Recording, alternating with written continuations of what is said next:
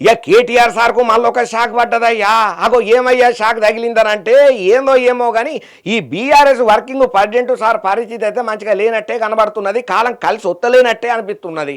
మరి ఇప్పుడు మళ్ళొక case sir మీద పడ్డది. మరి ఏమా కేసు ఏమా కథ పురాగా వార్తను అరుసుకోవాలి కదా, చూద్దాం పాండ్రి. ఇక మాజీ మంత్రి బీఆర్ఎస్ వర్కింగ్ ప్రెసిడెంట్ అయినటువంటి కేటీ రామారావు సార్కు మళ్ళొక దెబ్బ మీద దెబ్బ పడ్డట్టే అనిపిస్తున్నదయ్యా. ఇప్పుడు ఈ మిచ్చట చూస్తుంటే మన ధమాకా దుమ్ముదులిపే ఆర్తలల్లా. ఇక సీఎం రేవంత్ రెడ్డి సార్ మీద ఇష్టం వచ్చినట్టు నోటికొచ్చినట్టు నరం లేని నాలుకకు పని చెప్పి అసభ్య పదజాలాలు వాడుకుంటా మాటలు మాట్లాడిందని చెప్పి Congress MLC Balmuri Venkata sir Hyderabad Cyberabad police పెద్ద సార్లకు ఫిర్యాదు చేసిండు. ఇక దీంతోని ఆ ఫిర్యాదును స్వీకరణ చేసిన పోలీసులు కేటీఆర్ సార్ మీద ఇక కొన్ని సెక్షన్ల కిందనైతే కేసులను నమోదు చేసిల్లు, ఎఫ్ఐఆర్ సుతం బుక్ చేసిల్లు. ఇక కేటీఆర్ సారు మీడియా ముంగట సీఎం రేవంత్ రెడ్డి పరువు ప్రతిష్టలకు భంగం కలిగేటట్టుగా ఆయన ఇమేజ్ ను దెబ్బ తీసేటట్టుగా మాట్లాడుతున్నాడని చెప్పి ఈ ఫిర్యాదుల వేరుకున్న అసలైన ముచ్చటనయ్యా.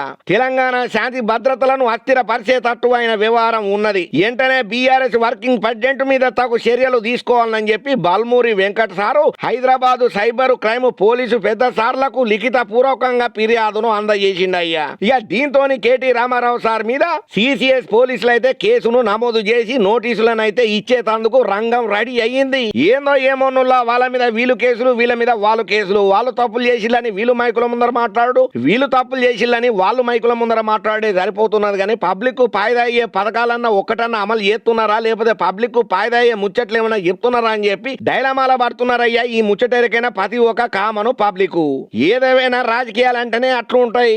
ఇవాళ తిట్టుకుంటారు, రేపు కలుసుకుంటారు, ఇవాళ కలుసుకుంటారు, రేపు విడిపోతారు. ఇది కామన్ అని చెప్పి ఇంకొంతమంది రాజకీయ మేధావులు కారెడ్డాలు ఆడుకుంటా కామెంట్లు కూడా చేస్తున్నారు. ఇట్లా కేటీఆర్ సార్ కు నోటీసులు ఇచ్చుడు మీద ఎమ్మెల్సీ కవితక్క కూడా రియాక్ట్ అయింది. రాజకీయ కక్ష సాధింపుల భాగంగానే BRS working president KT Ramarao sir కు నోటీసులు ఇచ్చింది ఈ తెలంగాణ సర్కారు. కాంగ్రెస్ సర్కారు మళ్ళీ నోటీసులు జారీ చేయడాన్ని నేను తీవ్రంగా ఖండన చేస్తున్నా. ఎన్ని కుట్రలు చేసినా మీ వైఫల్యాలను పదక్షేత్రంలో ఎండగట్టుడు పక్కా అని చెప్పి కాంగ్రెస్ సర్కారుకు గట్టి వార్నింగ్ ఇచ్చింది ఎమ్మెల్సీ కవితక్క.